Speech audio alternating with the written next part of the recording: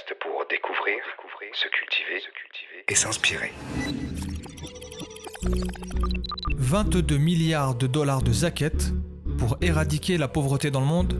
On en discute avec Mehdi Zidani du HCR. Bismillahir Rahmanir Rahim, wa salatu wa salam ala Sayyidina Muhammad wa ala alihi wa sahbihi ajma'in. Ashhadu an la ilaha illallah, wahdahu la sharika lah, wa ashhadu anna Sayyidina Muhammad sallallahu alayhi wa sallam. Salam alaikum wa rahmatullah, chers frères, chères sœurs, bonjour à toutes et à tous. On a le plaisir aujourd'hui de poursuivre sur le sujet de la zakat. Il y a quelques semaines, on a eu le plaisir de recevoir le professeur Moustapha Kastit qui nous a parlé lors de la sortie de son livre La Zakat aux éditions Le Renouveau de ce pilier de la religion musulmane. Il a fait un travail de recherche extrêmement intéressant dans lequel il nous permet d'en savoir beaucoup plus, notamment sur les avis, les opinions juridiques sur ce sujet de la zakat qui est relativement technique. Aujourd'hui, on va aborder ce sujet-là sous un angle un peu différent, qui est celui de sa mise en œuvre sur le terrain de façon très concrète. Quelles sont les problématiques qui concernent la zakat, tant sur la collecte de cette manne financière que dans sa distribution. Et à ce titre, j'ai le plaisir de recevoir, alors moi-même, Boubker Hajdir, en tant que modeste bénévole au sein de la plateforme Les Musulmans, au sein du pôle La Zakat. Aujourd'hui, j'ai le plaisir de recevoir donc Mehdi Zidani, qui nous vient de très loin. Barakallahu fik, Mehdi, d'être avec nous aujourd'hui. Alors Mehdi est responsable des partenariats au sein du secteur privé de la philanthropie islamique, au sein donc de l'Agence des Nations Unies pour les réfugiés. Et on a aussi avec nous aujourd'hui Ayoub Mathieu, salam alaikum, qui est responsable du pôle humanitaire au sein de la plateforme Les Musulmans. Alors Mehdi, avant de commencer, est-ce que tu peux nous en dire un petit peu plus sur ton activité au sein de l'Agence des Nations Unies pour les réfugiés? Bismillah wa salatu wa salam ala rasulillah. Salam alaikum wa rahmatullah. Oui, donc je fais partie du département des partenariats avec le secteur privé, c'est-à-dire avec toute organisation qui n'est pas gouvernementale, pour la région du Moyen-Orient et de l'Afrique du Nord. Et notre bureau est basé à Dubaï. Et c'est de là d'où est parti tout le travail sur la philanthropie islamique il y a quelques années de cela, au niveau international. Donc c'était parti comme une initiative régionale et maintenant c'est vraiment quelque chose qui est global. Donc la philanthropie islamique, on reviendra dessus, dont la zakat est un élément, c'est ça? Exactement. Okay. L'élément même majeur. Ayoub, Mathieu, alors est-ce que tu peux aussi nous en dire un petit peu plus sur le pôle humanitaire au sein de la plateforme Les Musulmans? Alors la plateforme donc, de l'humanitaire au sein de la plateforme Les Musulmans, donc, c'est une des sous-plateformes de la plateforme Les Musulmans. On se spécialise donc sur l'humanitaire et sur le contexte humanitaire et social musulman français. Donc c'est un peu long, c'est un peu compliqué, mais en gros voilà, on est dans un contexte où on a beaucoup d'initiatives humanitaires ici en France, portées par des acteurs musulmans, par des citoyens musulmans, et donc on a un grand besoin de s'améliorer, de se coordonner. On a des problématiques aussi qui sont propres à notre contexte. Donc la plateforme de l'humanitaire va travailler à justement répondre à ces problématiques et accompagner tous les acteurs, que ce soit les donateurs ou les porteurs de projets, sur les projets humanitaires. Très bien, très bien. Alors peut-être avant de commencer de parler, de rentrer dans le vif du sujet sur les problématiques opérationnelles, Mehdi, est-ce que tu peux s'il te plaît juste nous rappeler rapidement qu'est-ce que la zakat et en quoi ce pilier-là est important? Comme tu as dit, c'est un pilier de l'islam, ce qui veut dire que non seulement c'est une obligation, mais c'est l'une des obligations majeures de l'islam pour tout musulman qui en a les besoins. Alors c'est vrai qu'il y a beaucoup de techniques, beaucoup de détails, mais d'une manière générale et plutôt simplifiée, ce qu'on peut dire, c'est que tout musulman qui a un certain montant d'épargne annuelle se doit de payer 2,5% de ce montant-là à certaines catégories. Donc il y a 8 catégories de la zakat qui sont définies par le Coran de manière très explicite dans le verset 60 de la sourate Tawbah. Voilà, et donc ce sont la zakat donc, qui est payée qui est de certaines sources, certaines denrées alimentaires, le bétail et tout ce qui est or, argent et la monnaie d'une manière générale, et qui doit être donné à ces catégories-là. Je ne rentre pas dans les détails, 2,5% d'une manière générale. Après, il y a des changements pour, par exemple, les biens agricoles. C'est payé aussi pour les personnes qui ont des entreprises. Donc, il y a une zakat sur les marchandises commerciales. Très bien. Donc, 2,5% sont payés à partir du moment où le musulman a épargné un certain montant qui s'appelle le nisab. Le nisab, c'est ça. À condition aussi que ce nisab ait été conservé pendant une année. Ok, barakallahu fik. Alors, au-delà de la zakat en tant en tant que pilier de la religion musulmane, il est question d'une façon très générale de la philanthropie. Donc dans la philanthropie, il y a plein de sujets. Finalement, c'est pas que la zakat. Ayoub, est-ce que tu peux, toi, nous en dire un petit peu plus sur justement en quoi la zakat se distingue un peu de la vision plus globale de la philanthropie? Alors justement, par rapport à la philanthropie, il y a déjà un point que je voudrais soulever ici, attirer notre attention sur une chose, c'est que la philanthropie, c'est donc le principe d'avoir un amour pour l'humanité et d'agir de façon désintéressée. Là où la philanthropie islamique, donc ça c'est un terme qui est un peu nouveau, la philanthropie islamique, va se distinguer de la philanthropie, c'est que nous, déjà, cette zakat, c'est une prescription religieuse, et donc on est dans une adoration. Donc là, on se distingue de la philanthropie communément appelée, où on a un acte désintéressé qui cherche à améliorer le sort de l'humanité. Là, nous, on rentre dans une sphère encore supérieure, qui est celle de la philanthropie, mais qui est une adoration. Et en fait, quand on parle de zakat, on parle d'adoration. On parle de prescription religieuse. Donc ça, c'était vraiment le premier point que je voulais soulever, parce qu'il y a une nuance quand même pour nous, et là je rentre vraiment dans mon rôle du contexte musulman français, pour les acteurs associatifs, de prendre conscience qu'on ne fait pas seulement de la philanthropie islamique, on fait surtout des adorations. Et donc d'où la responsabilité et l'importance de la zakat dont on va parler aujourd'hui. Une dimension spirituelle forte, c'est ce que tu veux souligner, qu'on ne va pas retrouver dans la philanthropie d'une façon très générale. Voilà. Okay. Donc voilà, on sait que la zakat, c'est un potentiel économique et avec un impact social et économique qui peut être très très fort au niveau international et même pour nous au niveau français. Dans le rapport justement du HCR en 2020, il disait qu'ils étaient parvenus à collecter 1,5 million de dollars juste au Canada et aux États-Unis. Voilà, pour avoir vu le Canada, la communauté musulmane française est, je pense, plus dense que la communauté là-bas. Donc ça nous laisse penser du potentiel économique qu'on peut avoir de la zakat. On reviendra sur ce potentiel économique-là, mais juste pour rester sur la philanthropie islamique, donc là tu l'as abordé sous l'angle effectivement important qui est celui de la spiritualité, mais aussi en tant qu'outil, Mehdi, qu'est-ce qu'on entend par philanthropie islamique? Il y a la zakat, mais il y a également d'autres outils qui sont utilisés. Est-ce que tu peux en dire un petit mot? Oui, donc les majeurs, il y a la zakat, il y a tout ce qui est sadaqa après. Mais sadaqa, après, ça entre dans plusieurs types de campagnes. Par exemple, nous, on a des campagnes pendant le mois de Ramadan, avant l'Aïd aussi pour Zul Hijjah et pour l'Aïd. Donc tout ça rentre dans tout ce qui est sadaqa, en fait. Il y a aussi le waqf, évidemment, sur lequel, justement, là, récemment, on a lancé un fonds global islamique pour les réfugiés en partenariat avec la Banque islamique de développement et qui a une grosse partie de waqf. Alors waqf, c'est juste pour permettre à nos auditeurs de comprendre c'est quoi ce terme un peu technique. Donc un waqf, en fait, c'est un système où vous prenez un bien ou même du cash que vous mettez à un endroit, en fait, et vous n'avez plus accès à ce cash-là, et les profits qui sont générés par cet investissement-là sont utilisés pour une cause spécifique. Donc nous, concrètement, c'est-à-dire quoi?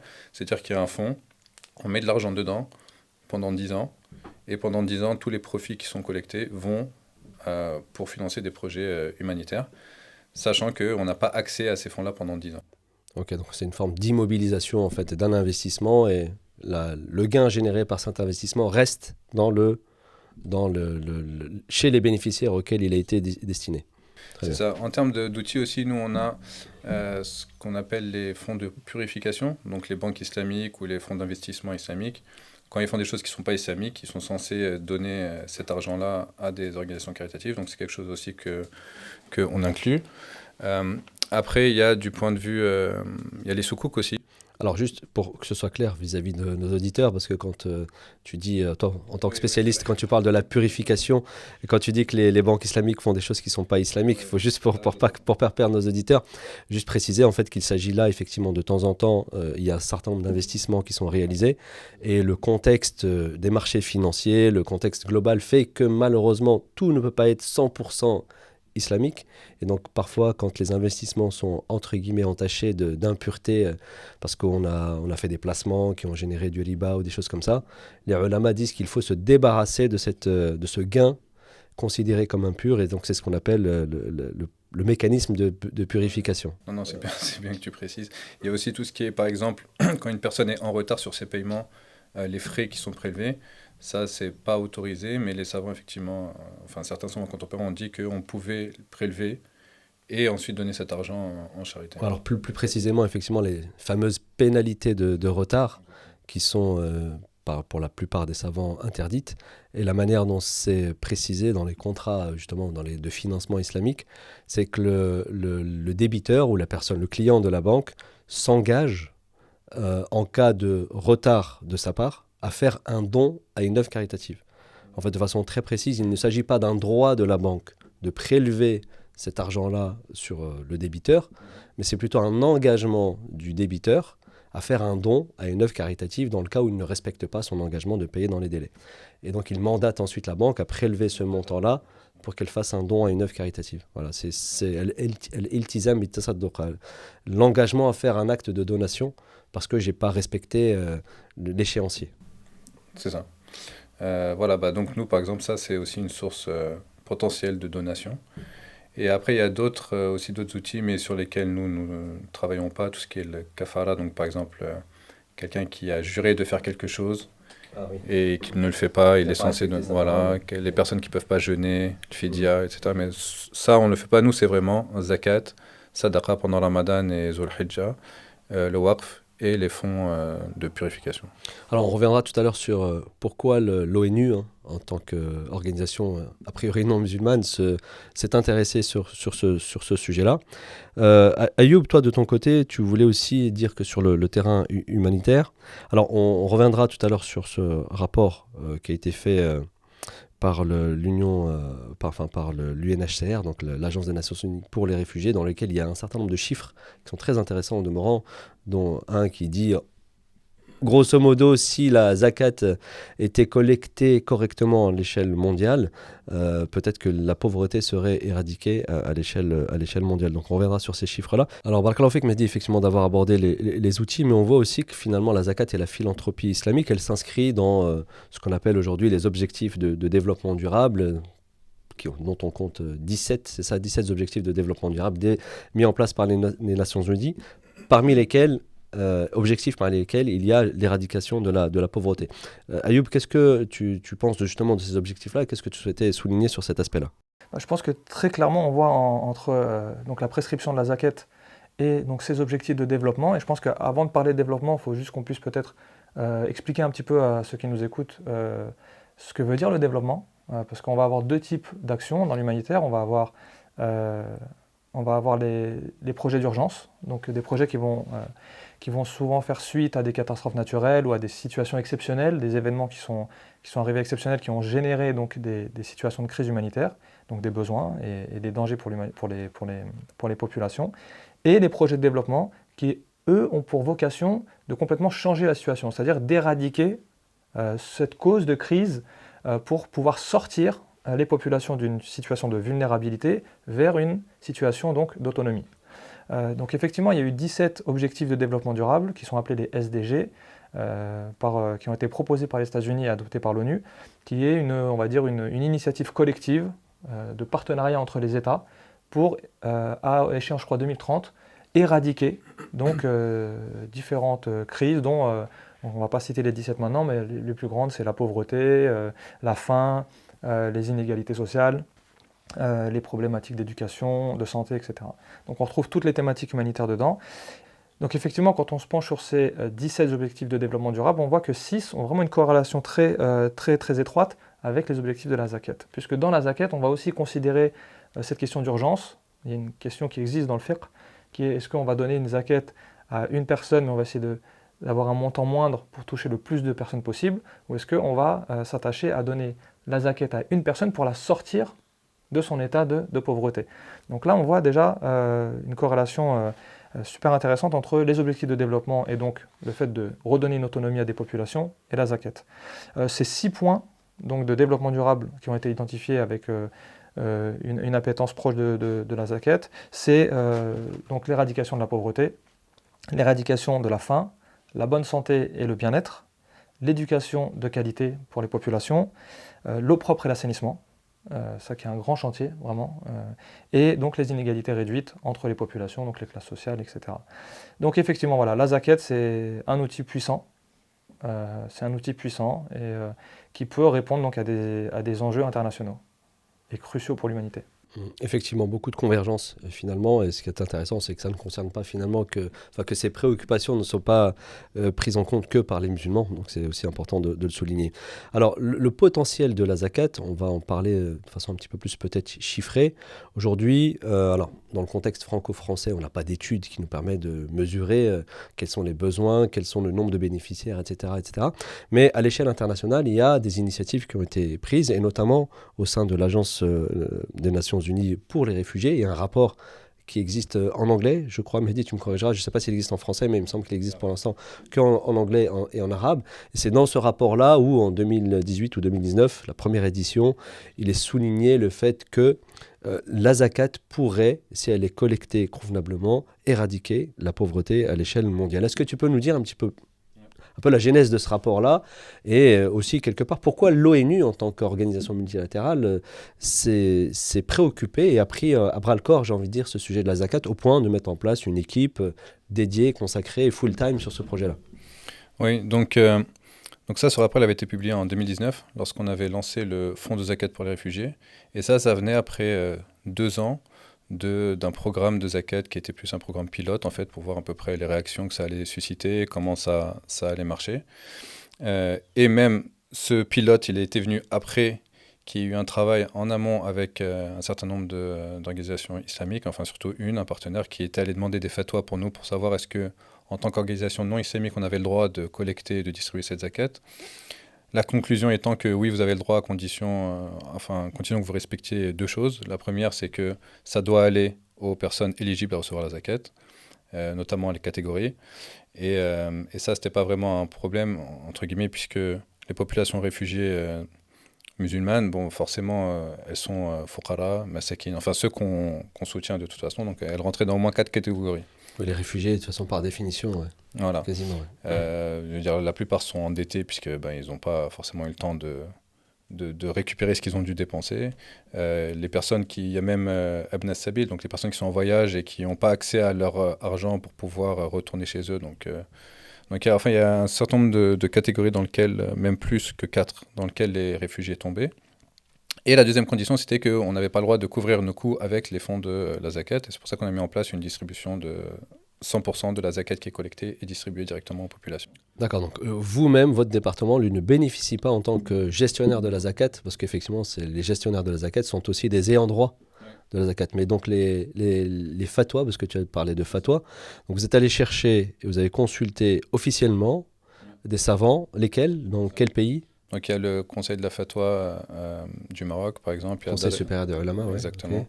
Dar el-Ifta al-Masriya d'Égypte. Il y avait aussi une Dar el-Fatwa au Yémen, à Tarim.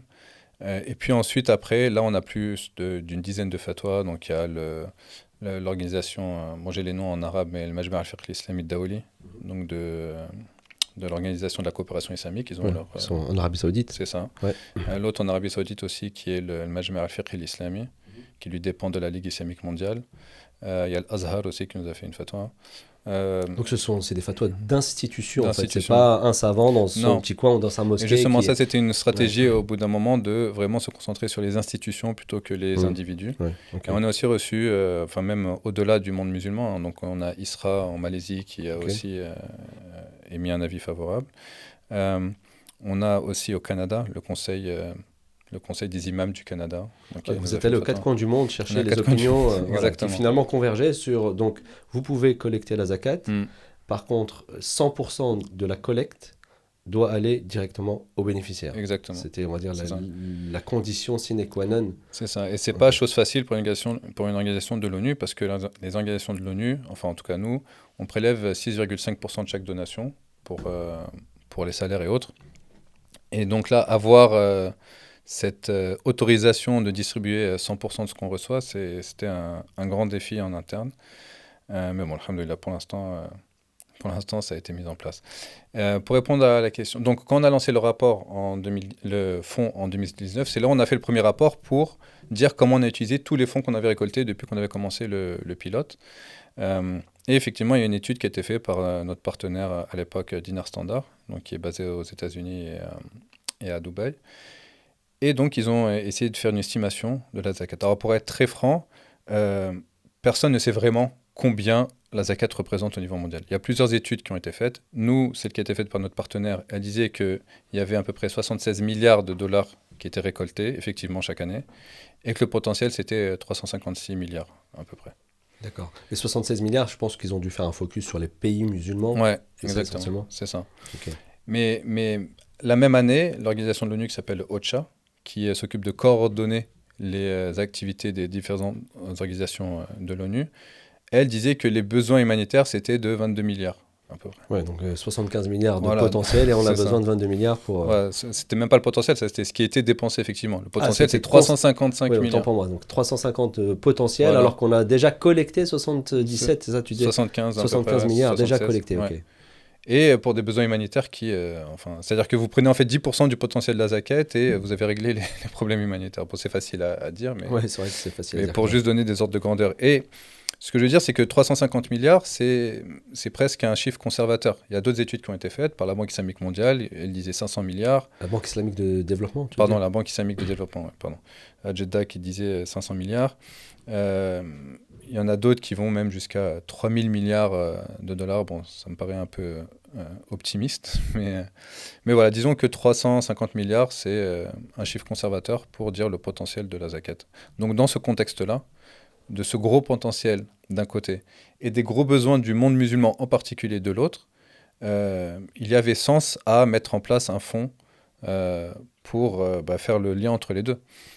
Parce que quand on s'intéresse à beaucoup de crises humanitaires, malheureusement, on voit que la majorité des personnes ou des pays concernés sont des pays musulmans. Nous, en ce qui concerne la crise de déplacement ou de réfugiés mondiale, près de 60% des personnes déplacées, qui ont été forcées de se déplacer, donc réfugiés ou déplacés internes, sont des gens qui viennent de pays qui sont membres de l'Organisation de la coopération islamique. OCI, ok.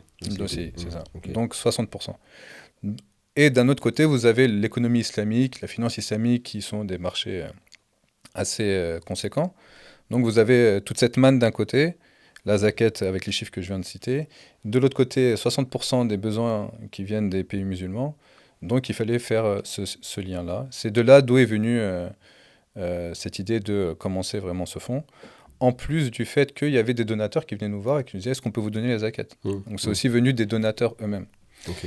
Donc ça, c'est pour nous, pour l'Agence des Nations Unies pour les réfugiés. Et après, c'est devenu un peu un buzz, en fait. C'est-à-dire que... Alors, juste avant que tu développes là, combien aujourd'hui le fonds, combien il pèse en collecte? Alors l'année dernière, là, 2021, on a collecté 35 millions de dollars. 35 millions de dollars, 35 ok. millions, dont on va dire à peu près 80% de zakat. Ah, Donc 35 millions, c'est la collecte de c'est la zakat et philanthropie sadaqa, islamique. c'est ok, ça, ok, exactement. D'accord. Exactement. Avec la zakat. L'année dernière, c'était 61 millions de dollars en tout. Ok. Et voilà, mais bon, en fait, depuis qu'on a commencé, on va dire depuis 2017 jusqu'à aujourd'hui, en termes de zakat, on parle de plus de 100 millions de dollars de zakat. En fait. De collecter. Ouais, Ok. de collecter dans 14 pays. Et chaque année, c'est plus d'1 million, voire 2 millions l'année dernière de personnes soutenues par la zakat et la sadaqa. Là, par Ok. Barakallahu fik pour ces quelques chiffres-là. Alors, Ayoub, tous ces chiffres-là, tous ces gros chiffres-là sont intéressants. Et toi qui es sur le terrain, alors, pas pour l'instant, on va pas parler du contexte franco-français, encore une fois, où c'est très difficile de mesurer ces chiffres-là, mais tu es sur le terrain, tu reviens tout récemment d'un voyage au Bangladesh, dans le cadre d'une mission justement sur l'humanitaire. Qu'est-ce que tous ces chiffres-là, ils t'inspirent? Est-ce que effectivement tu peux, je vais pas dire confirmer, mais qu'est-ce qui t'inspire en fait tous ces chiffres-là, et surtout ce potentiel-là, qu'est-ce qu'on pourrait réellement en faire sur le terrain? Je pense que, Barakallahu fik, Mehdi, c'est sur l'exemple des réfugiés, on a vraiment un modèle de réussite là sur cette coordination internationale, sur l'aide apportée à des réfugiés.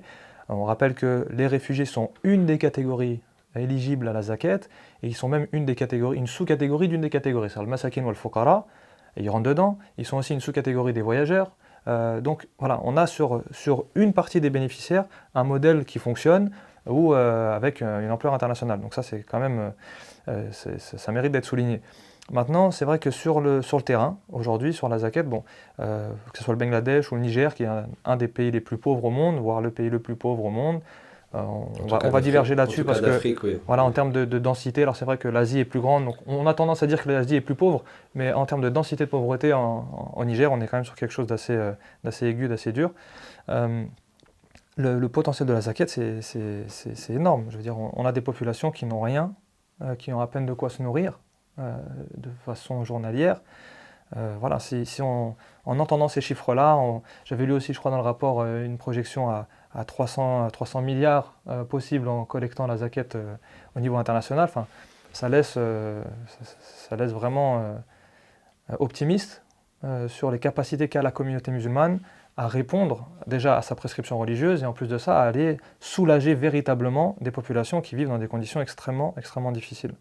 On voit au Niger le simple fait de pouvoir assister une personne dans un commerce, l'aider à lancer une petite activité. Et quand on parle de commerce, on doit sortir des paradigmes qu'on a nous ici en Europe et dans les pays développés.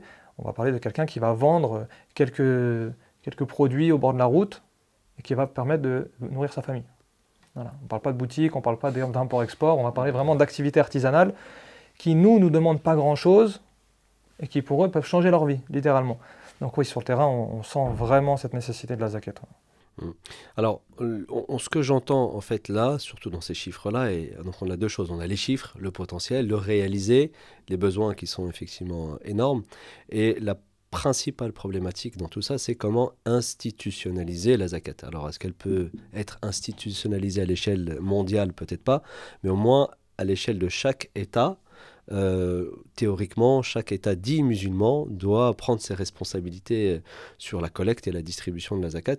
Malheureusement, dans les faits, on fait plutôt n'ont pas pris à bras le corps ce sujet-là. Oui, alors effectivement, il y a plusieurs pays musulmans qui ont pris l'initiative d'institutionnaliser effectivement la zakat. L'exemple de l'Arabie Saoudite est le plus clair, c'est-à-dire que eux, c'est une taxe comme toute autre taxe pour les entreprises. Donc, vous donnez votre zakat au gouvernement. Et alors, ce qui est intéressant, par contre, en Arabie Saoudite, c'est que donc il y avait cette institutionnalisation-là et cette obligation, en fait, par la loi, de payer la zakat pour les entreprises, mais c'est pas le cas pour les individus. Donc là, ce qu'on est en train d'observer sur entre guillemets, le marché de la zakat en Arabie Saoudite, c'est que vous avez plusieurs organisations gouvernementales qui lancent leur propre plateforme pour collecter des fonds, dont la zakat. Donc vous avez une plateforme qui s'appelle Zakati, il y a une plateforme qui s'appelle Ihsan, une autre Tabarrua, vous avez le centre du roi Salman également qui s'occupe de tout ça. Et donc là, il y a une volonté en fait d'utiliser tout ce qui est technologie et digitalisation pour aussi récolter les fonds des individus, même si ce n'est pas obligatoire du point de vue de la réglementation. Il y a aussi des exemples très intéressants en Malaisie. Alors d'abord, je vais rester dans les pays du Golfe, au Koweït. Donc au Koweït, les entreprises doivent payer 1% de zakat à l'État, ça c'est par la loi, et puis le reste, ils en font, enfin, ils ont le choix. Un prélèvement obligatoire au titre de la zakat qui est de 1%. C'est ça, ouais. Et comme la zakat c'est 2,5%. Voilà, après pour les 1,5%, ils sont libres de donner à qui ils veulent. Ouais, donc le musulman libre, ok. Voilà. Après, vous avez par exemple la Malaisie, où effectivement, par exemple, les banques islamiques récoltent la zakat de leurs employés et ils les donnent à l'État. Quand ils font ça, ils ont des réductions fiscales. Enfin, il y a tout un système qui est mis en place pour cela. La Malaisie, c'est aussi assez similaire. Pardon, l'Indonésie, c'est assez similaire aussi pour les banques islamiques à l'exemple de la Malaisie. Voilà, donc ça, ce sont des exemples dans le monde musulman. Au Nigeria, vous avez aussi, alors c'est pas par la loi, mais vous avez des organisations pour chaque, même émirat, certains ils les appellent comme ça, des émirats. Vous avez une organisation de la zakat qui s'occupe de ça. Voilà, donc il y a ces efforts-là. Bon, après, il y a pas mal de défis aussi à relever. Le fait que les gens fassent confiance, le fait de mettre en place un système qui soit transparent pour pouvoir non seulement l'institutionnaliser, mais le faire de manière impactante, entre guillemets. Même dans certains pays non musulmans, tu me disais... Oui, dans certains pays non musulmans, donc les communautés musulmanes ont pris le devant pour s'organiser. C'est plutôt des initiatives privées pour le coup. coup. Oui, exactement. En Afrique du Sud, ils ont une Zakat House, donc une organisation de la Zakat qui s'appelle Sanzaf. L'année dernière, ils ont distribué à peu près 8 millions de dollars, je crois, juste de Zakat, qui est quand même très bien organisé. principalement distribué localement. Les besoins de toute façon sont assez élevés là-bas. En Angleterre, vous avez la National Zakat Foundation et d'autres. C'est-à-dire que toutes les organisations musulmanes, si vous voulez, récoltent la zakat, mais ce qu'on voit avec la National Zakat Foundation ou Sanzav, c'est qu'en fait maintenant on a des organisations qui se spécialisent vraiment sur le sujet de la zakat et au niveau local aussi. Je veux dire, quand on parle de l'Angleterre par exemple, tu parlais tout à l'heure du Canada, quand on parle de l'Angleterre, pendant Ramadan, on parle de 150 millions de pounds qui sont récoltés. Pas que de la zakat, mais des musulmans en fait. Au Royaume-Uni, tu veux dire. Ouais. Effectivement, ce qu'on observe aussi, ce qui est intéressant, c'est que ça commence local, et puis après, progressivement, eux-mêmes s'internationalisent. Exactement. Ouais, la National Zakat Foundation, exactement. Aujourd'hui, ils sont en Suisse. Ouais, au Canada, en Nouvelle-Zélande également. Voilà. Et puis en plus, Et on observe aussi qu'ils développent d'autres services autour de la zakat, notamment du conseil, etc. C'est intéressant aussi de voir ça. Ouais, et ils travaillent notamment avec des organisations de l'ONU aussi, par exemple NZF, donc la National Zakat Foundation. C'est leur activité conseil, justement. Ouais, exactement. Ouais.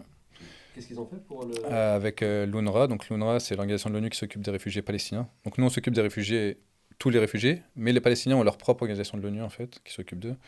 Et eux aussi, ils ont lancé une campagne pour récolter les fonds de la zakat, avec des fatwas également qu'ils ont obtenus, et notamment aussi avec la National Zakat Foundation, donc qui vient pour vérifier un peu ce qu'ils font et dire si ça respecte les règles de la zakat. Et maintenant, il faut savoir qu'effectivement, il y a chaque organisation de l'ONU qui ont ses propres initiatives pour récolter des fonds pendant le Ramadan, pour récolter la zakat. L'UNICEF qui vient également récemment de lancer un fonds de zakat, donc l'UNICEF Zakat Fund. Également, donc c'est comme j'ai dit, c'est-à-dire que entre guillemets, le succès que nous on a eu, on a montré qu'en fait c'était effectivement qu'il y avait un succès, et donc il y avait un potentiel, et donc pas mal d'organisations de l'ONU, toutes en fait sont en train de regarder dans le domaine de la zakat ou de la philanthropie islamique d'une manière générale. Et même au niveau de l'ONU, en tant qu'organisation, il y a des discussions sur le fait de lancer un fonds de zakat mondial et ce genre de choses. Du coup, vous essayez aujourd'hui même de vous adresser directement aux particuliers en tant qu'agence aujourd'hui. Vous restez uniquement dans une optique entre institutions. Alors non, c'est vrai que dans la région du Moyen-Orient, on récolte aussi les fonds chez les individus. Donc on a un peu les deux volets. Le volet institutionnel, on a des partenaires. On leur dit, écoutez, on va distribuer votre zakat, vous n'allez rien payer. C'est 100% qui va chez les bénéficiaires. Et donc on a pas mal de partenariats. On fait des campagnes en partenariat avec ces organisations-là, au Koweït par exemple, ou autres. Et il y a aussi le volet effectivement individu, où là, c'est les gens qui vont sur Internet donner. Et on a aussi lancé une application l'année dernière pour donner la zakat directement à partir de son portable.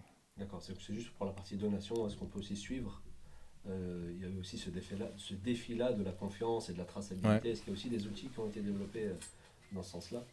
Oui, alors on a donc les rapports qu'on publie nous chaque année, 2 rapports annuels et mi-annuels. On a également un partenaire qui chaque année revoit ce que nous avons fait, voit comment ça se passe et il publie un rapport. On a l'audit. Voilà, audit c'est un grand mot, parce que il y a un point légal ici qui est que les organisations de l'ONU ne se font pas auditer par des audits extérieurs. Okay. On a notre propre organisation de l'ONU qui audite en fait. Voilà, donc il y a ça au niveau de la transparence. On fait des rapports aux gros donateurs, même les autres. C'est-à-dire qu'on dit que voilà, votre argent est allé là. Et il y a tout aussi un système qui est mis en place que les gens ne voient pas pour s'assurer que effectivement les fonds qui sont récoltés à la zakat sont dédiés à tel pays pour telle activité. Qui respectent les conditions de la zakat. Donc tout ça, c'est un gros travail à faire en interne également. Barakallahu fik, m'a dit donc de nous avoir partagé cette expérience. Alors Ayoub, nous sur le terrain franco-français, qu'est-ce que toutes ces expériences internationales, déjà toi t'inspirent parce que tu es sur le terrain, et à ton avis, qu'est-ce qu'il faut faire? Moi, quand j'entends ça,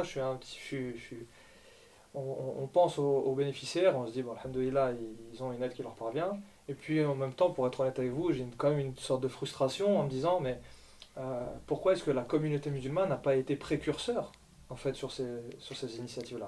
C'est sûr que quand on parle de la zakat, on se projette sur des pays qui sont dans des situations de crise assez aiguës, notamment sur des besoins fondamentaux comme la nourriture ou l'abri et la santé.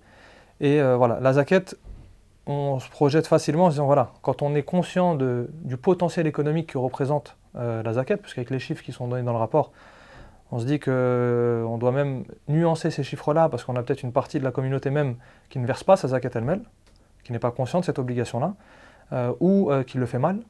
Donc je pense qu'on est même au-delà des estimations qui sont faites. Aujourd'hui, la zakat elle-même, elle est collectée par les associations. Et ça, c'est un point important. C'est-à-dire que notre besoin aujourd'hui, il n'est pas sur créer une énième structure qui collecterait la zakat elle-même. Le problème de la collecte de la zakat elle-même n'est pas la problématique primordiale et fondamentale dans cette question-là. On a des associations qui collectent la zakat elle-même. Le problème qu'on a, nous, c'est sur l'utilisation de cette zakat elle-même. On a donc une double problématique, qui est qu'on a une zakat elle-même qui est distribuée de façon informelle le plus souvent. On a même des individus qui ne sont même pas des associations, qui vont collecter autour de la zakat elle-même. On a beaucoup d'exemples, hein, des gens qui nous approchent et disent « ouais, moi je collecte pour moi, puis je redistribue dans mon village ». Donc c'est un des canaux de redistribution de la zakat elle-même informelle. On a des associations qui vont collecter zakat elle-même et également vont la redistribuer de façon informelle sur le terrain, c'est-à-dire de façon totalement autonome, sans avoir une connaissance démographique du lieu de redistribution, des besoins et des populations locales.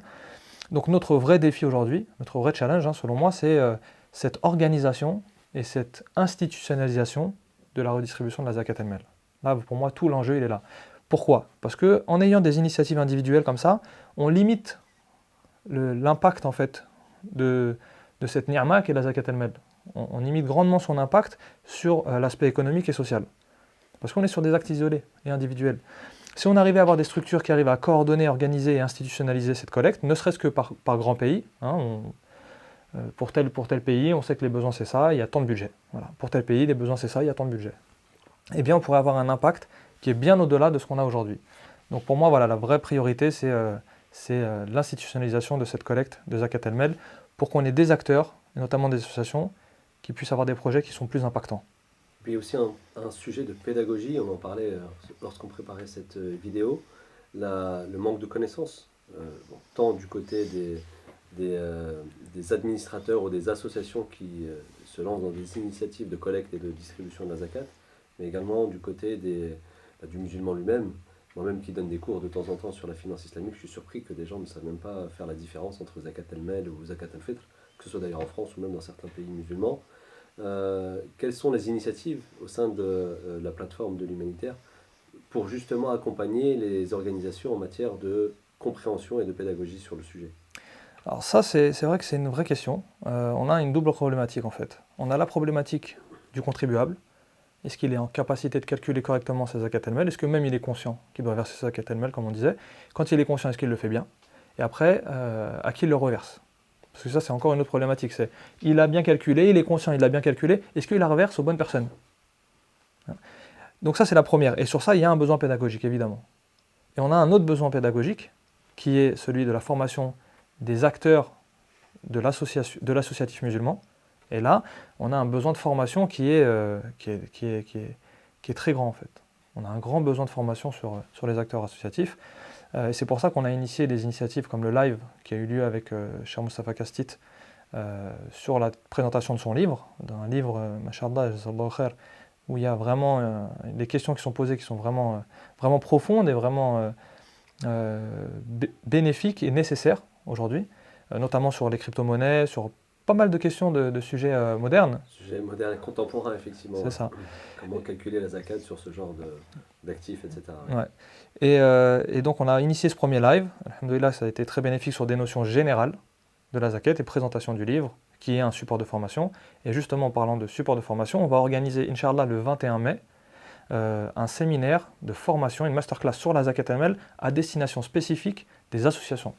D'accord. Voilà. En présentiel avec Cheikh Moustapha. En présentiel avec Cheikh Moustapha, Okay. où ce sera seulement des cadres associatifs qui pourront participer, parce qu'on aura vraiment un axe de formation qui sera spécifique à la redistribution de la zakat el-mel, non pas au versement de la zakat el-mel, mais à la redistribution de la zakat el-mel.